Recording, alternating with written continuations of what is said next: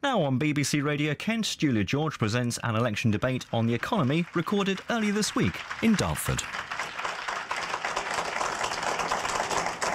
Thank you very much. Welcome to BBC Radio Kent and welcome to the first of our election debates. Today we're in Dartford and we're taking your questions on the economy. Later in the month we will have further debates where we're tackling the issues of health and immigration. Let me introduce you to tonight's panel. They are all looking for your votes in the general election. They are Simon Beard, a Liberal Democrat who cites Terry Pratchett as one of the most significant influences in his life. Simon is also a big fan of the CBeebies series Sarah and Duck. If you've got little ones, you'll know why. To balance that, I should mention that Simon is studying for a PhD in philosophy at the London School of Economics. Simon Beard. Andy Blatchford is here for the Greens. Andy works in the freight industry, which might seem like a bit of a contradiction, but Andy says it was the Greens' economic policy that he found most attractive. He's only been a member of the party for 2 years, and this is his first election of any kind. Andy is a distant relative of the first British man to walk in space, Michael Foale. So our next candidate, Andy Blatchford.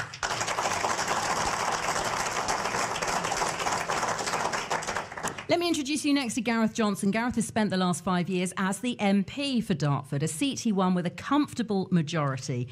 Gareth is a keen cricketer, though by his own admission, not a very good one, having once been bowled out at a charity match by a 13-year-old girl. Apparently it's something he shares in common with the Prime Minister. Gareth has been known, he's been known to hold his MP surgeries in the local McDonald's. Gareth Johnson.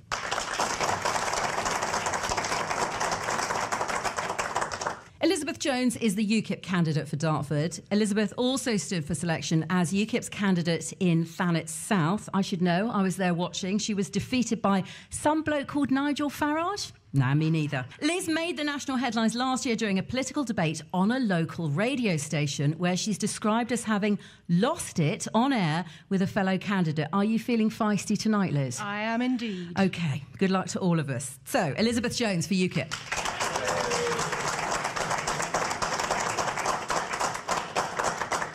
Sitting next to Elizabeth is Simon Thompson. Simon is from the Labour Party. Now, as a teenager, Simon had a Saturday job selling personal stereos. He then went on to become a journalist, and his first BBC radio job saw him in charge of lost pets. His broadcasting career began with the memorable line, "Mrs. Brown has lost her guinea pig."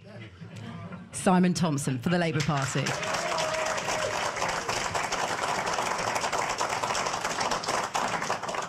And Steve Uncles joins us, the last of our panel. He's an English Democrat. He's previously stood in other local elections, including the Police and Crime Commissioner elections for Kent. Now, when we asked Steve what he does for a living, he told us he's a contract and commercial manager. I've got no idea what that means, but maybe we'll find out during the evening. Steve is a prolific tweeter, sharing this with his followers as the general election campaign got underway. Now, there is a very rude word in this tweet.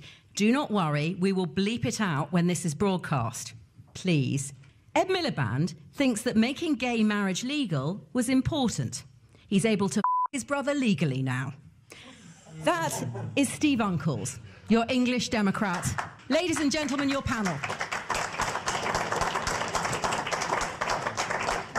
It's all about our audience today and your questions. Our first question this evening comes from Rob Bird. Good evening. Can Britain afford to leave the EU? Rob, in a reference, Nick Clegg, the leader of the Liberal Democrats, said this week it would be economic self-harm to leave the European Union. Let's ask our UKIP candidate, Elizabeth Jones. You mentioned £8 billion that we contribute to the European Union. In a recent think tank document from Open Europe, they say we could risk losing £55 billion every year if we leave the EU.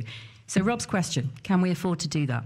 Of course we can afford to do that. In fact, I would say we've reached a stage really where we can't afford not to stay in. We've reached a stage now with the EU where its level of control over our ability to trade with the rest of the world and to trade internally is of such a degree now that we should really consider leaving.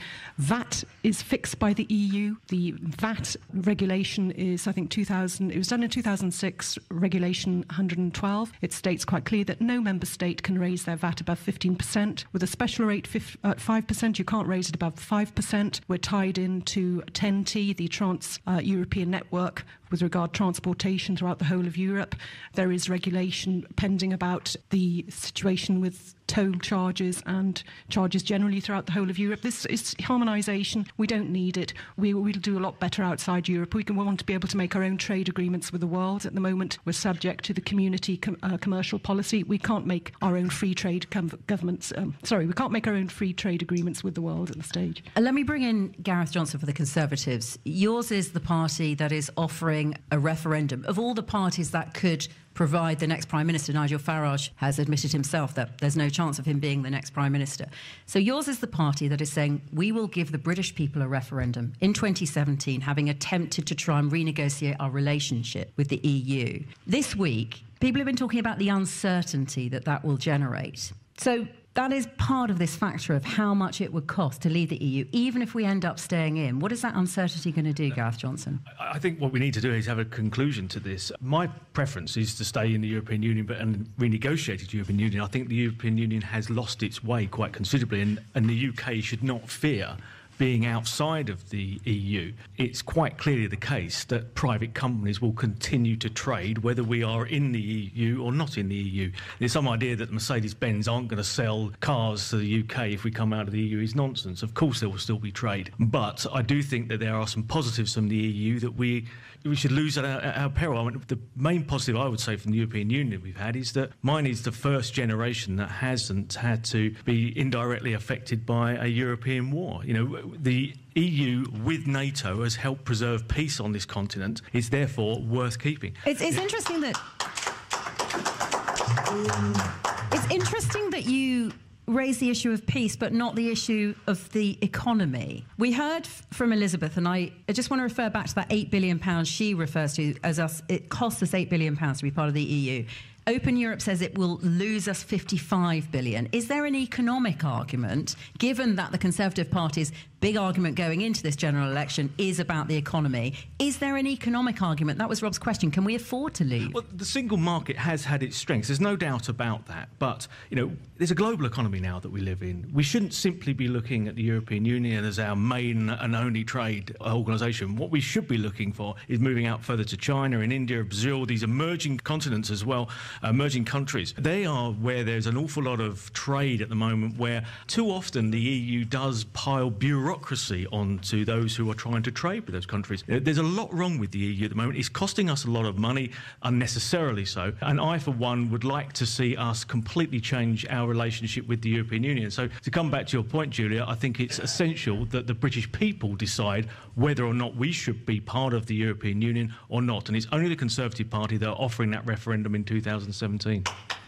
We have a gentleman at the front who's been muttering through your speech about the EU. What's your name, sir? Graham Moore. Firstly, you've mentioned competing with Asia and China. They have got tax systems that absolutely annihilate us. And the reason why we can't compete with China and Asia is because we are linked to Europe. We can't even get rid of VAT if we wanted to, because we're tied to Europe. If you go to Hong Kong, which is an English tax system, it's one of the best tax systems in the world. It's been going for 70 years and they've never been in recession. So what I want to know is, how are you going to compete with China, Hong Kong and the rest of Asia when we're tied to Europe? OK, it follows on from our question. I want to bring Simon Thompson in. It's been made very clear by the leader of the Labour Party, Ed Miliband, this week that he does not plan to offer a referendum unless there are significant changes in our relationship with the European Union. Simon Thompson, let's go back to the first question and then we'll pick up on this point here about competing on the worldwide stage. Can Britain afford to leave the EU? No.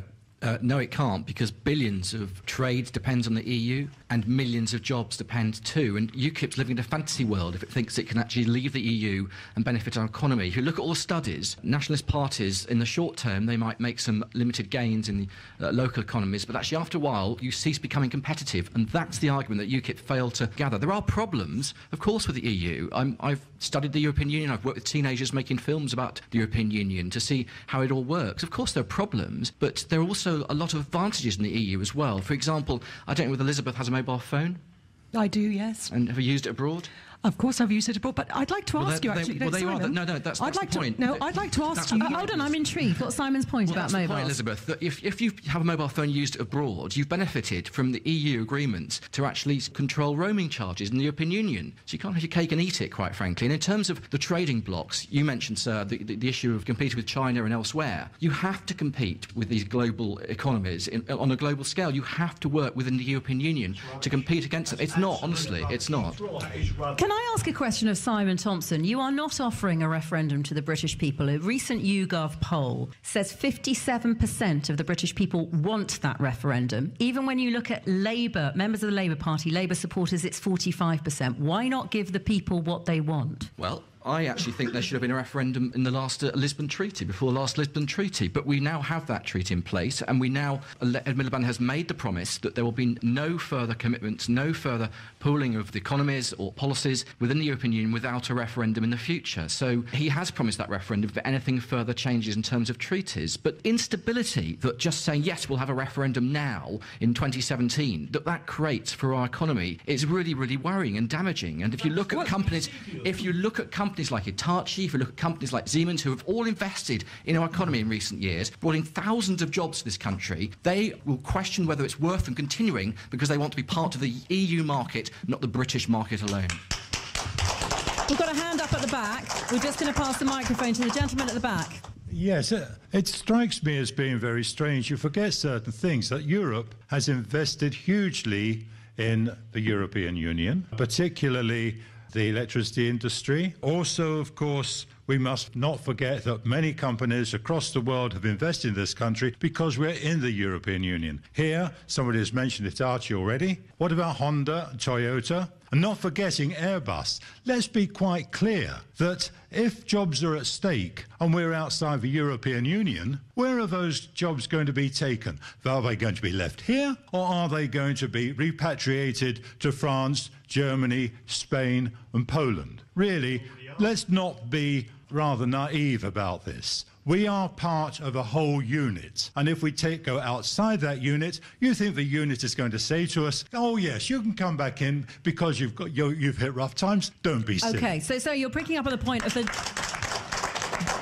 if there were an exit, the nature of the British exit, and if it were a chaotic exit, the possible damage. And I think this is the point that Open Europe were talking about when they put a figure of 55 billion. Let's bring Simon Beard in for the Liberal Democrats. Liberal Democrats also not offering a referendum. We just mentioned the fact, Simon, that 57% of people in the YouGov poll Can I just stop you there on the point of a referendum? Because the Liberal Democrats are actually unique in that we're the one party that has delivered its manifesto promises on a referendum. We promised in our last manifesto that if there was any significant further handover of powers, that there would be an in-out referendum. A bill has been passed to that effect. If there is another Lisbon Treaty or any similar treaty, there will be a referendum. That was our promise at the last election, and we delivered that. There has not been, so there hasn't been a referendum, but when it happens, there will be, because of Liberal Democrats in government. Simon, I have to, as a coalition partner, I have to question on that. Simon, we tried to enshrine in law that there would be a referendum on the EU, and the Liberal Democrat MPs voted against it. You blocked us having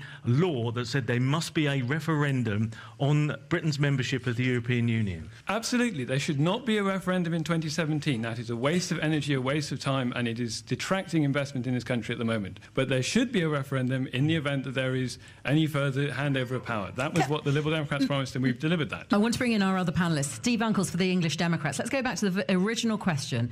Rob asked, can Britain afford to leave the EU?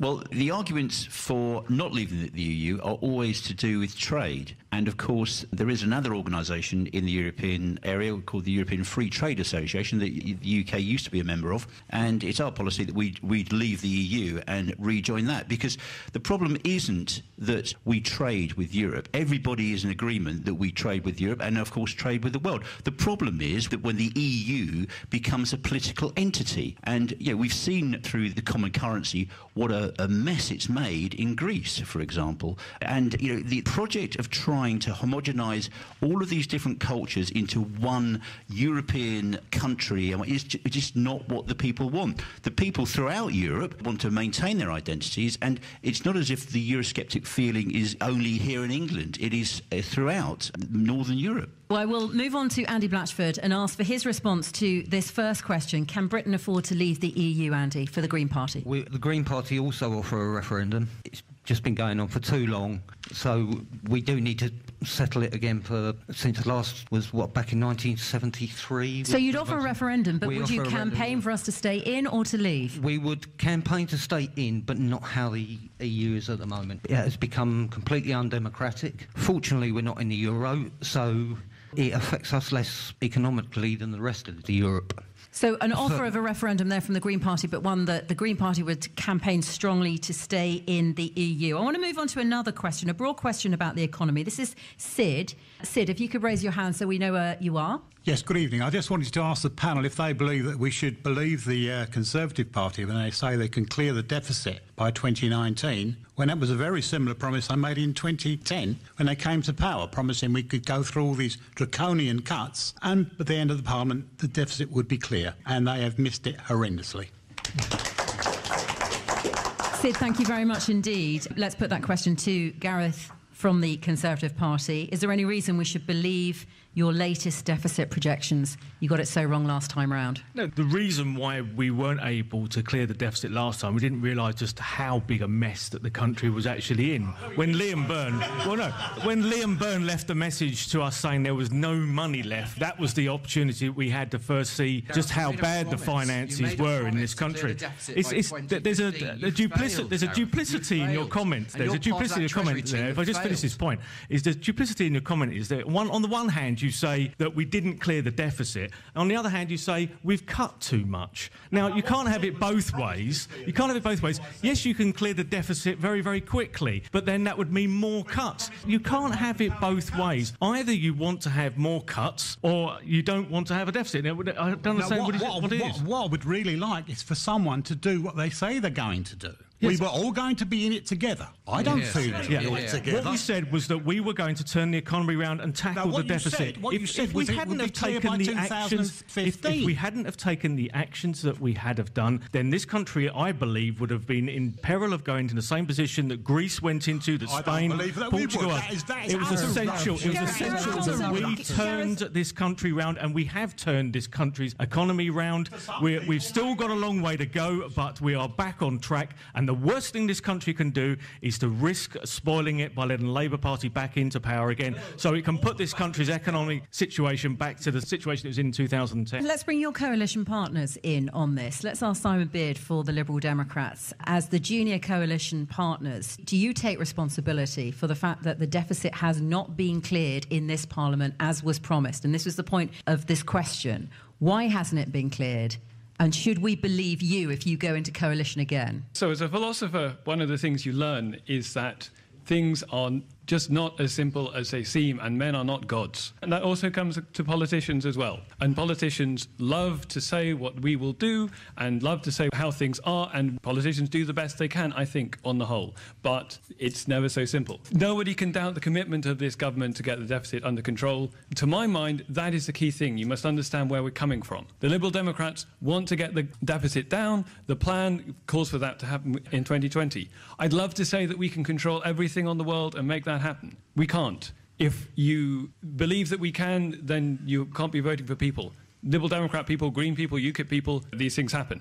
I may be the only person who remembers watching simultaneously the news of the election unfolding alongside the headlines about the emerging currency crisis in Greece. Those two things were happening at exactly the same time. They were not known about in the last election campaign, and I believe it is on the intentions of politicians that you should judge them. Okay. And the intentions have to be to cut the deficit and to stop this ridiculous spiralling debt. Thank you. While we're on the subject of debt and deficit, can I ask the audience a question? Do you find the terminology confusing? Do you know your debt from your deficit? Do you understand the difference between borrowing and the deficit? Or do these things confuse you? Hands up if you feel you have a really good understanding of all those different terms. Actually, quite a small number of the audience. Does everyone on the panel understand the difference between debt and deficit?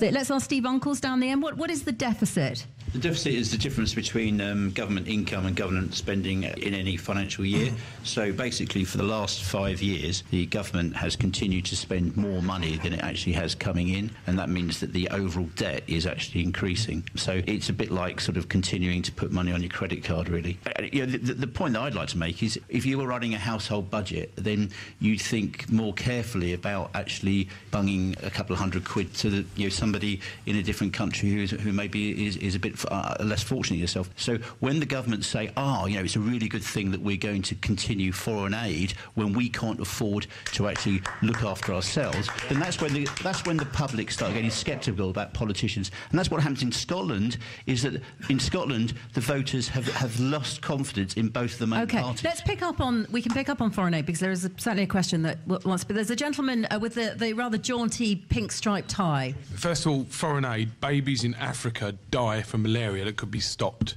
To make comments about cutting foreign aid, very right-wing candidates, is disgusting. I think you entirely misunderstand. We can't actually save the whole world, unfortunately. I think you entirely misunderstand. One at a time on the panel. I think you entirely misunderstand the structure of foreign aid. The microphone will do your job for you. Okay, thank you. I shall go through it with you bit by bit. Foreign aid comes in a variety of layers. Number one, we have bilateral aid, whereby the British government will give money direct to an overseas government for them to spend how they will. We have limited control over that. We have certain terms and conditions, but this is where the Swiss bank account story comes about.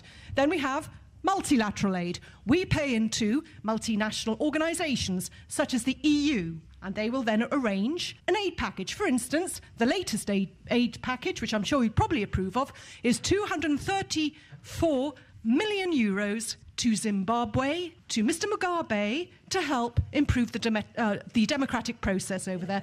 I'm sure that Mr Mugabe's really going to assist with that one. I just want to go back to the gentleman in the pink tie. Has Elizabeth Jones made you inclined to vote for her? No, I think it's disgusting. No, I think you're a member of the BNP, not the UKIP. Hold on. Sorry, go on. It's disgusting. No. What is? To cut foreign aid means babies die. You haven't said you'll keep any of it. It's disgusting. Pardon? The EU are not paying it. They're banking it. It was announced last week. Could we bring the microphone down to the front? There's a lady with a black T-shirt on who's been waiting very, very patiently on this subject, on foreign aid.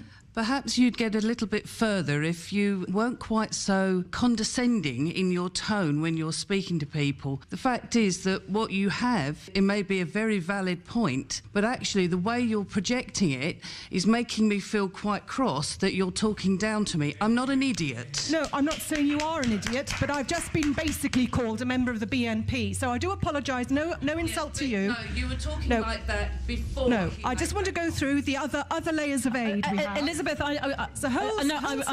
I'm not keen on a full lecture because we've only got an hour. We want to bring some more questions. But there's a lady here with the blonde hair who's becoming very animated. I am animated because it's going to be... it's like a bun fight again. I've come here to discuss topics, to get some idea how these candidates are going to speak for me. Ask your question, then. My question... Well, this is a Dartford question, You ask your question. If you've come here and you want an answer, yeah, I mean, then you ask your question. Yes, my question is directly to Labour Labour and to the Tory gentleman.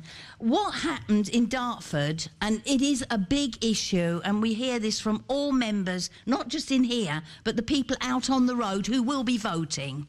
What happened? Why was there never a plan B when Tesco went to bed with these two parties?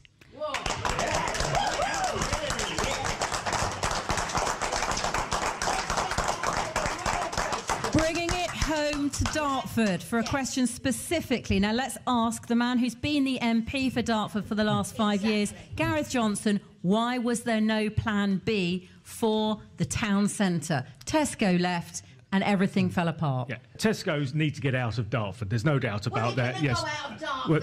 They are Chasing them out. Tesco's need to leave Dartford. They are a toxic brand in Dartford, and they need to leave Dartford. This has happened in 48 other areas around the country as well. What's happened is Tesco has effectively land banked bits of land that is used to. But you allowed it. Where's your plan, Gareth? Where's your plan B? To stop their competitors from coming in. Our plan B is to ensure that Tesco's sells that property to a developer that puts in a development that is in the interest of Dartford. Housing This again. is why the council have set up a community group, a Lowfield Street group, to look at different options that are open to that part of the town. We do need that part of the town regenerated. We do need Tesco's to leave, and we do need a development that's in the interests of Dartford. Can I ask, what's your name? My name is Sonia. Sonia. Yeah. Is this an issue which could affect and influence the way you vote? If you get a promise tonight. I mean, I want a promise that somebody is going to do something for the people of Dartford. All right, let's ask because I live here. We've got local candidates here. Simon, for the Labour Party. Simon Thompson, what would the Labour Party do to improve the situation right here in Dartford? Thank you for that question. Dartford Town Centre is my #1 priority as a candidate standing before you tonight, asking for your vote. Why? Because Dartford Town Centre really matters, and it reflects exactly what's going on wrong with the economy. No, I'm sorry, I'm not. I mean, I'm really cross now. Why did it not matter when you were in power and you let Tesco in the first place? Well, I actually wasn't in power. It's the first time I'm standing. From coming to West Hill. Sonia, let's get your answer for you, Sonia. The problem was that the previous plans for Tesco were put in place were not acceptable for the town. There was going to be a road running through Central Park, and Howard Stoke, the last Labour MP, actually fought against those plans. Now, my priorities is focus on small businesses in Dartford Town Centre. It is not just Lowfield Street that's the problem. It's also the High Street and Spittal Street. And we need to support our small businesses again. Labour has a plan for that, and I have a plan for Dartford. Now, first of all, no, actually reduce, cut business rates. So, if you could let him finish his answer and then... business rates for small businesses. There are businesses in across Dartford Town Centre that are crying out for help, that aren't getting it from Gareth Johnson, who's been sitting around for 5 years doing nothing. And also, the second point is that Labour will give a promise to councils to give them the power to tell developers, use it or lose it. You build or you get out. Now, Gareth, your actual counterpart, your colleague in the Civic Centre, the leader of the Dartford Council, has actually come out and said he's in favour of that policy. So are you in favour of the Labour Party policy too, of use it or lose it? Well, the problem with that, Simon, is that if you take that property off of the Tesco's, that's cost something like £30 million. Where is the money going to come from that? You don't want local authorities being developers in their own Why right. not? You don't. Why not, Gareth? Why can't local authorities be developers again? £30 million in Dartford Council's coffers to buy up Lowfield Street, let alone speculate on what they would do.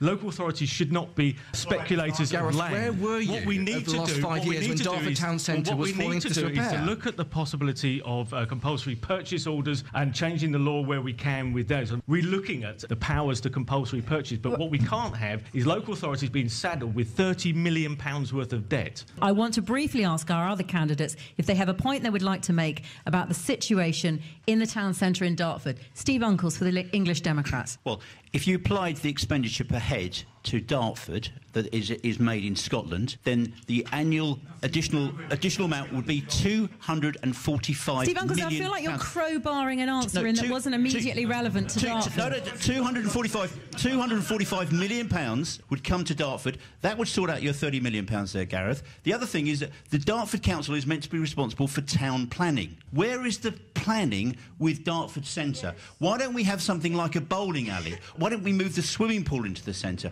Why is it that Dartford Town Centre looks like a Second World War bomb site at the moment? And that's the legacy of the two main parties. Big round of applause there for Steve Uncles and his description of Dartford. From the people who live here, he was describing your town as a bomb site. Do you think it is? I live here. Okay. We had for years the Tesco's talking about this great slum of Lowfield Street. There was one shop that was constantly having a queue of people, a butcher's that just went on and kept helping us fight. No real political help from any party helped Richardson's fight to stop what happened in Lowfield Street. And they keep telling us that at the time, there's this slum. It's a slum that Tesco's created. Why aren't they held accountable for what they did? Let's bring in our final two panellists on this subject. For the Greens, Andy Blatchford, what is the answer for Dartford Town Centre going forward? This is a long-running sore and a big issue for many people in the audience here. It's a real problem with, as Gareth says, actually, Tesco's have land banked all over the country. There really needs to be a look at the change in the law, something like a land value tax, which will stop this sort of land banking. What you can do in the short term until they change the laws, I don't really know. Simon Beard for the Liberal Democrats. I definitely agree on the point about land value tax. Companies that buy up land and sit on it never pay a penny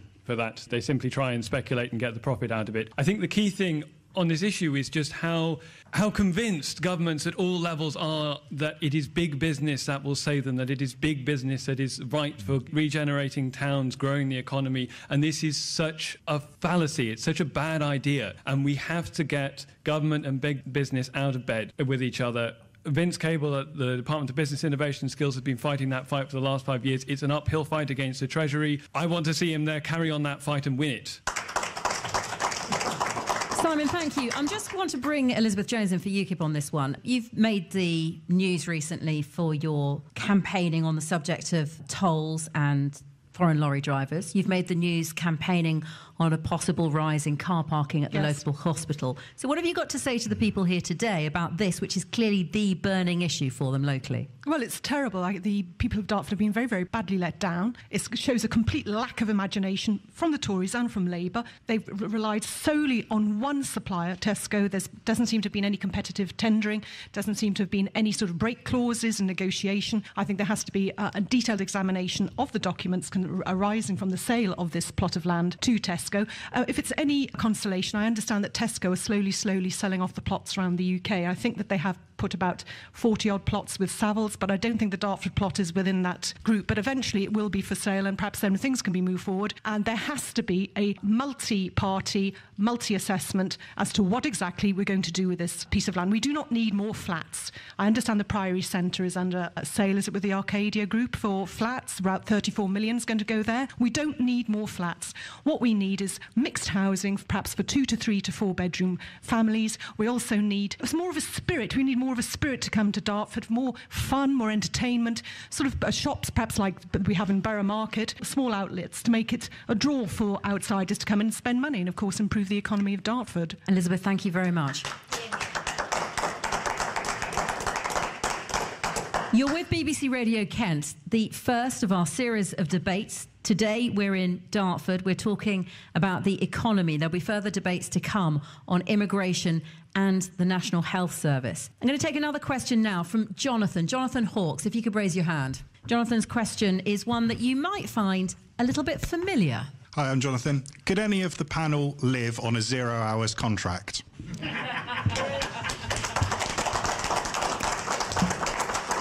You may, in the last week or so, have heard the Prime Minister David Cameron taking quite a long time to answer that question when it was posed by Jeremy Paxman. Let's start with Steve Uncles for the English Democrats. Steve, could you live on a 0 hours contract? Well, actually, I do, because I get paid as a daily rate consultant, so I'm not sensing much sympathy in the audience. Yeah.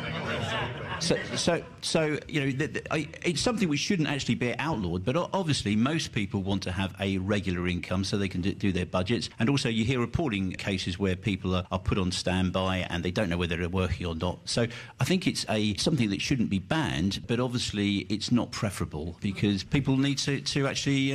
What are you offering as a politician here? What's your solution to the fact that it's undesirable? Just hoping that the market resolves it itself? Well, obviously, where you've got a situation with unlimited immigration, then you're skewing the market so that you've got lots and lots of low-skilled people coming into the market, which means that you're allowing that. Whereas if you limited the market by limiting the people coming into the country, then you wouldn't have the employers taking advantage of employees in the way that a 0 hours contract does. OK, let's ask our other members of the panel. Simon Thompson is the Labour candidate for Dartford. Simon, could you live on a 0 hours contract? No, and actually when I did sell those personal stereos that you talked about in the introduction, I was on £1.33 an hour, so thank goodness we have the minimum wage too, and Labour will ban exploitative 0 hours contracts, not before time. There are actually, I've met a number of young people around Dartford over the last year and a half, met thousands of people, and young people who've been excited about the fact they've got a job offer, and then they're told it's a 0 hours contract. They're unfair and they need to be banned. Elizabeth Jones, we heard Steve Uncles, the English Democrats, blame 0 hours contracts on immigration. Do you agree? There is an element of that, and it is also to do with our EU membership. Even Bob Crow, the late great Bob Crow, he said that being in the EU had not helped the ordinary worker at all, and had in fact encouraged a culture of 0 hours contracts, part-time workers, and in fact removed the power of full-time workers perhaps to contest and dispute pay. So what's UKIP's position? Would you ban 0 hours Personally, contracts? I would, yes. I think it leads to a lot of insecurity. It depends what stage of life you're at. If you're a student, perhaps fresh out of college or university, it may suit you because you can slot it perhaps around study. But for adults, I don't think it's not the way forward for adults. We've got a question from the lady in the check jacket. Hi, Alina Gaskin. I just fail to see how putting blame on the workers, on the number of workers, somehow is going to resolve the situation. Why is there no action on employers? It's very simple solution to it. Introduce regulation outlawing the 0 hours, maybe with small exception, and put responsibility on the employers and not on the exploited. Eileen, thank you very much. With that thought in mind, Gareth Johnson, I wonder if you will be a little more forthcoming than your leader in answering the question, could you live on a 0 hours contract? Probably not at this stage of my life, no. I mean, I've had numerous people come to my surgeries on 0 hours contract. Some have come to say I don't like them and they should be banned, and some have come to me and said I do like them and I don't want them banned. The most unfair aspect, I think, of 0 hours contracts is the exclusivity clause that you can have in those contracts, which prevents those workers from working anywhere else, yet still are tied to a 0 hours contract. Gentlemen with the black glasses. I mean, if you work regular hours, you deserve a regular contract and regular terms and conditions and all the protections that go with that. There's no reason why anybody should be expected to work without those protections. Can I ask you, would you also welcome a change in other legislation, for instance, the living wage? I raise it because, interestingly, we're in a part of the country, Dartford, the council brought it in for their workers quite recently. Is that something that you would like to see any of the politicians pledge, a living wage for all workers in this country, or do you think it's unaffordable for business? Look, I think we've got to work towards a living wage, because this actually is the wider point around 0 hours contracts. You can't build a successful economy on low-paid, temporary, insecure jobs. The Tories think you can. You can't. The only way that we're going to see towns like Dartford and other towns in North Kent thrive is if we have well-paid, secure, permanent jobs. That's what we need to create, and that's why the Labour Party, for example, is bringing through the policy on creating more apprenticeships. We need more skills training in our local economy. We can't persist with this race to the bottom that we have that just thinks if you can get people just working any old job on any old contract for any old money, that's all right. It's not good enough. I think Gareth Johnson, he's challenging your employment figures and saying that they don't really stack up in terms of the sort of jobs we need in this country. Is that fair? Well, he's a Labour councillor, he would.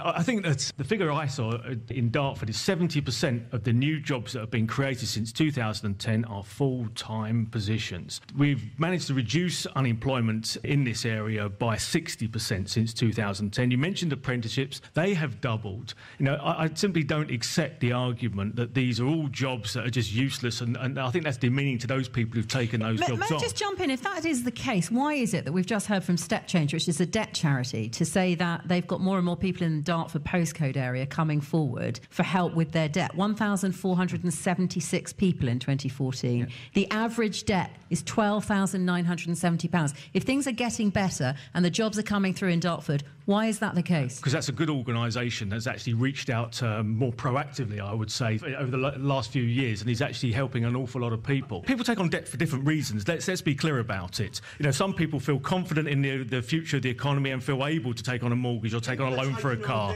You know, not everybody is taking on debt for that reason, sir. People take on debt.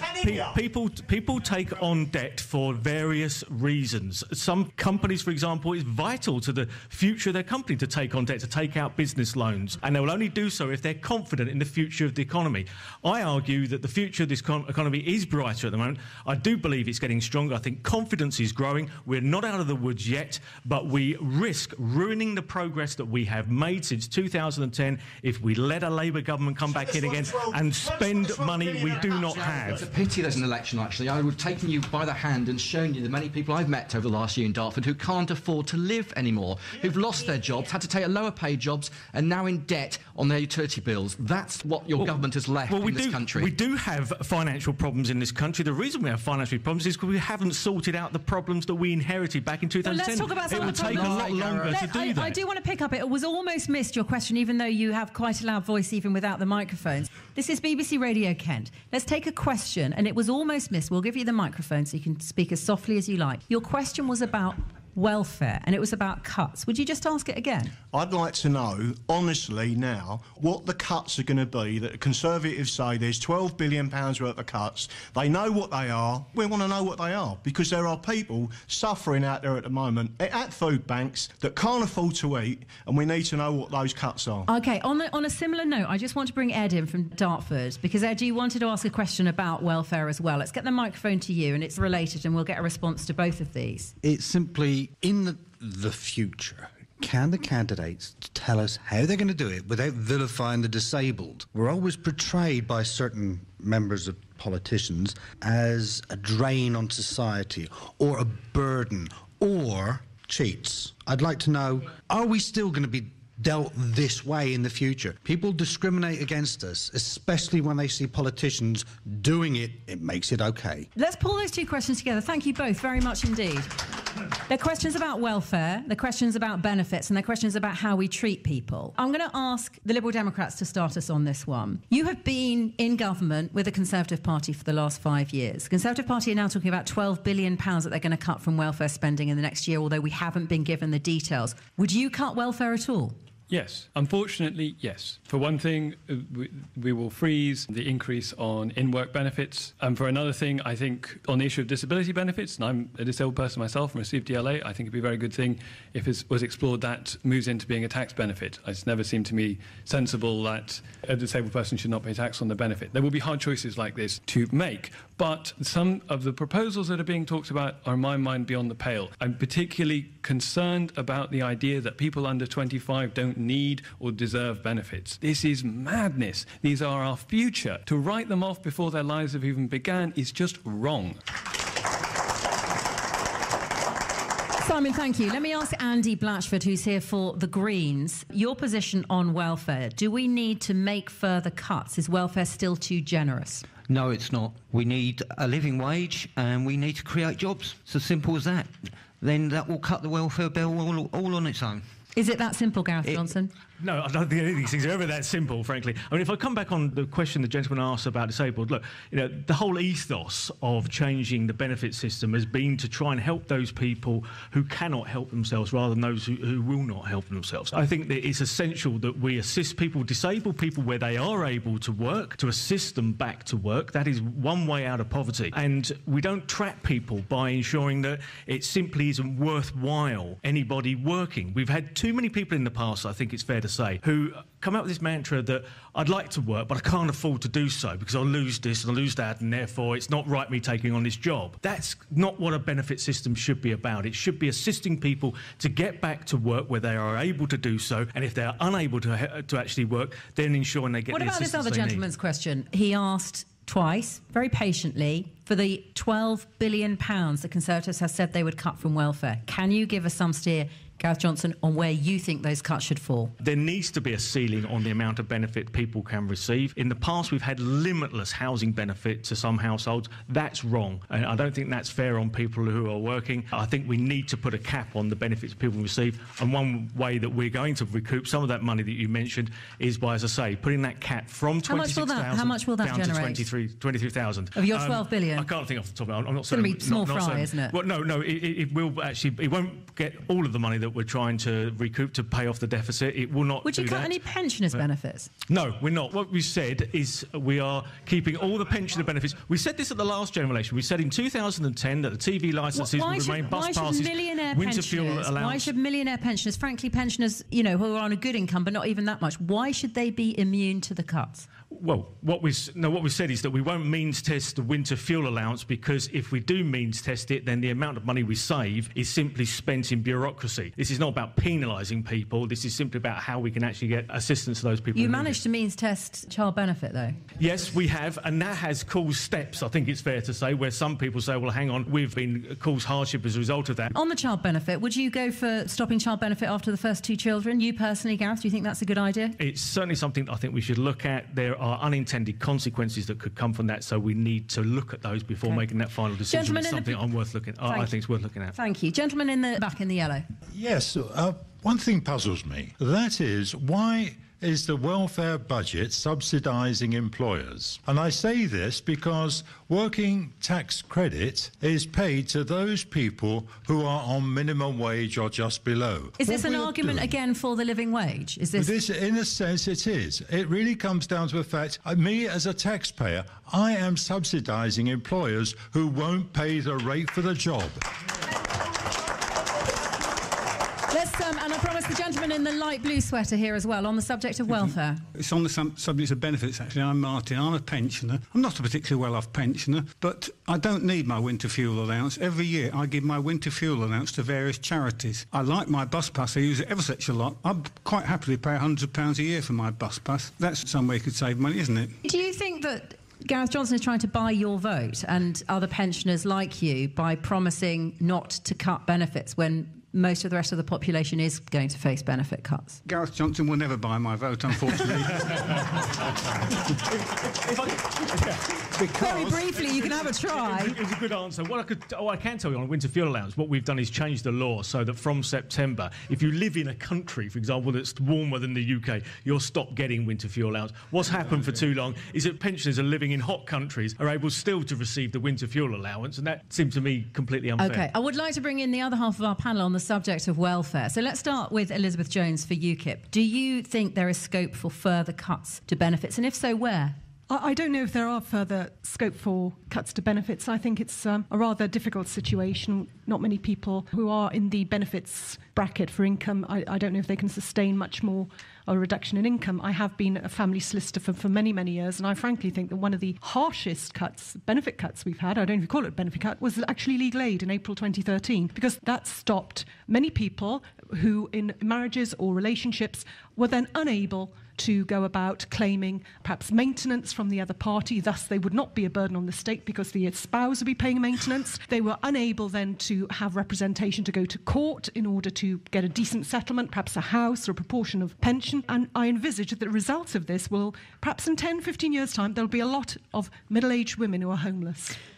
It's a very serious issue that's overlooked, the sheer impact on the end of family legal aid. And what would you do about child benefits? Should it be limited to the first 2 children? Would that force some families into poverty, or would it be a good way of encouraging people not to have another baby if they can't really afford it? UKIP policy is that child benefit should end at the 2 children. And let's not forget the history of child benefit. When child benefit began, it was only for the second child. You did not get any child benefit for the first child. That was the history of child benefit. Presumably trying to encourage people at that time to have more children. I don't know if it's trying to encourage people to have more children. I don't know what the reasoning, but it was only for the one. Okay. Isn't there a question mark there over whether you're encouraging only richer people to have babies? Not necessarily. It's about family planning, family management. We all know how babies are produced. We all know how not to have babies. So it's managing that.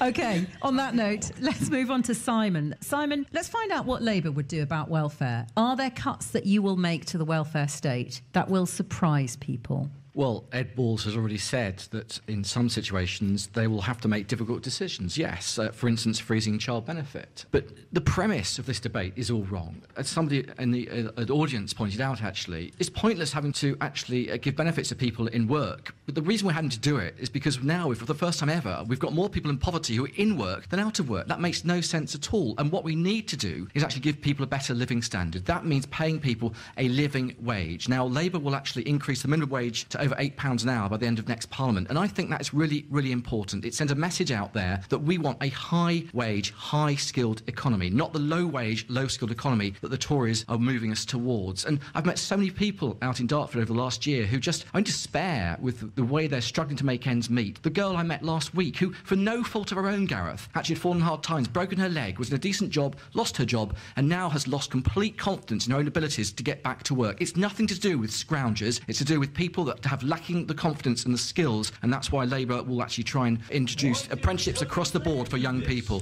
I do. Let me just bring in, before we end on this subject, Steve Uncles for the English Democrats. Steve Uncles, is there scope for more cuts to the welfare state, and if so, where?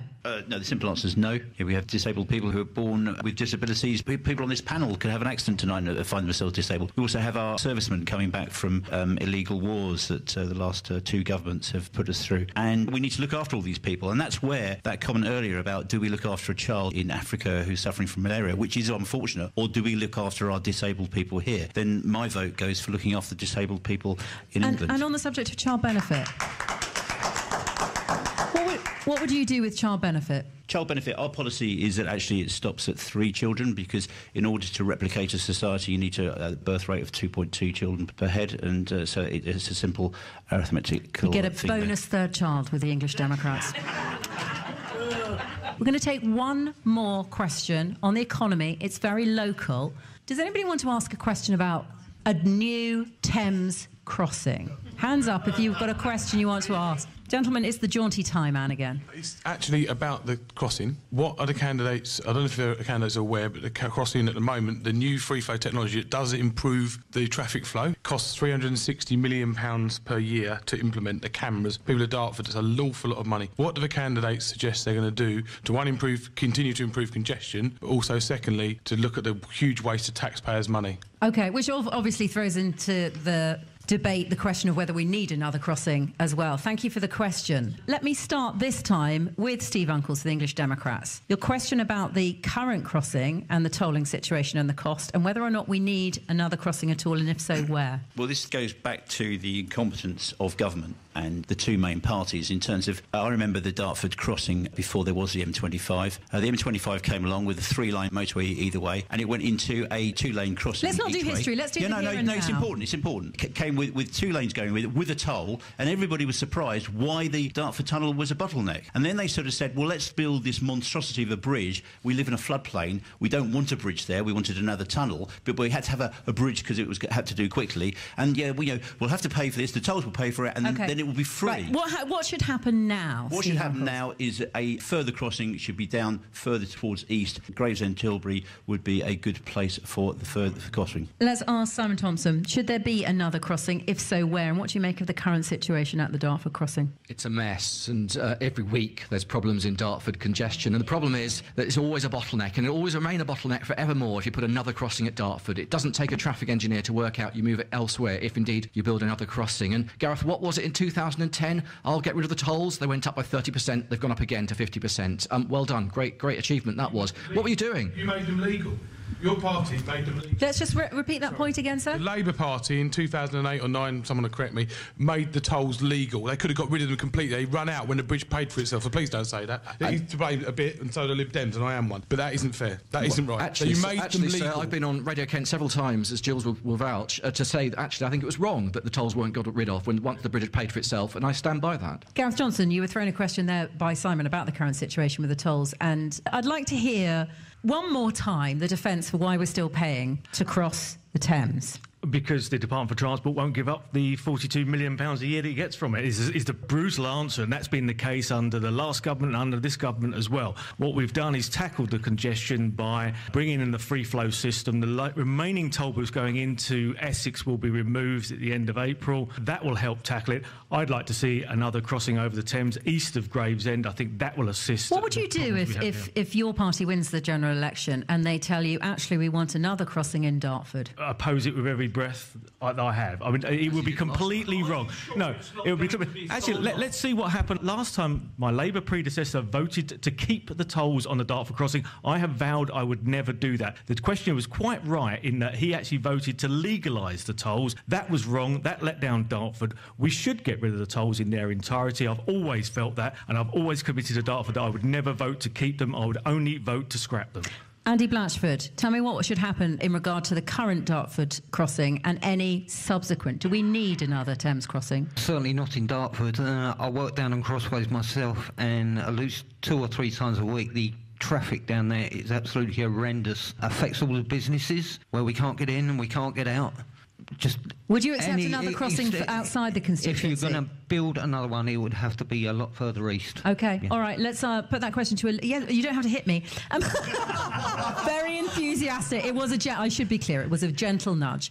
Elizabeth Jones for Ukip clearly wants to get her answer in. Yes, thank you. The Ukip policy would be to scrap the charges for the Dartford crossing, indeed to scrap all charges for any motorway system or any road system in the United Kingdom. It's not acceptable. It should be subsumed within the general taxation system. We say that it is a bar, a restriction on local trade. What we would want is to extend the Crossrail from Abbey Wood to Dartford, consider also extending the London Overground to Dartford, which I understand Kent County Council opposed because they were worried that would have an impact on their capacity for longer range journeys. So we want to extend Crossrail, we want to extend the Overground, end the Dartford crossing fees, and if necessity requires it, if that doesn't ease the huge burden on traffic, then yes, another crossing, but much further down. OK. Gravesend Way. I think it's just Simon Beard for the Liberal Democrats who's still to answer the question about the situation with the current tolls, the Dartford crossing, the costs, and what happens in the future. I wish there was a nice, simple, good answer to this question. That's what we're looking for from the politicians. But sometimes things are not done right, and you can't undo the bad things that have been done. You can just make sure that next time you do them properly. Would you scrap the tolls? I think that would be a very desirable thing. I'm afraid, entirely sure what my party's position on that is. I don't think anybody is, are they? Well, could be.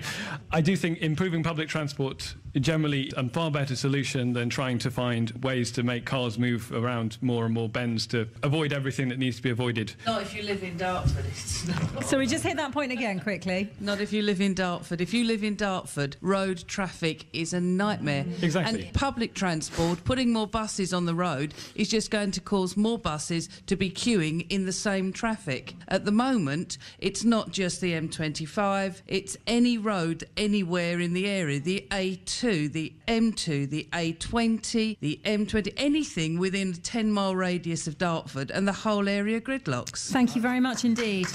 On that note, we have been debating the economy for over an hour. You've been absolutely fantastic. Your passion has been wonderful. I'd like to thank you all for coming and asking your questions today. I hope you feel you've got some answers. I hope you go away with food for thought. If you haven't decided who to vote for yet, there's lots and lots to think about. This is BBC Radio Kent. There are more debates to come on health and on immigration. Your panel tonight in Dartford have been Simon Beard for the Liberal Democrats, Andy Blatchford for the Greens, Gareth Johnson for the Conservatives, Elizabeth Jones for Ukip, Simon Thompson for Labour, and Steve Uncles for the English Democrats.